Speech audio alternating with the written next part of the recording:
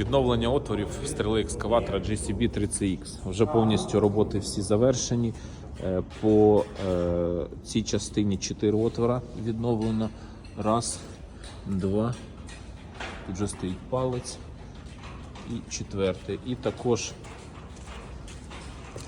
по другій частині також 2 сувісних отвора відновлено. Кому потрібно відновлення шарнірних з'єднань, звертайтесь, обов'язково вам допоможемо. Всі роботи ми виконуємо з гарантією.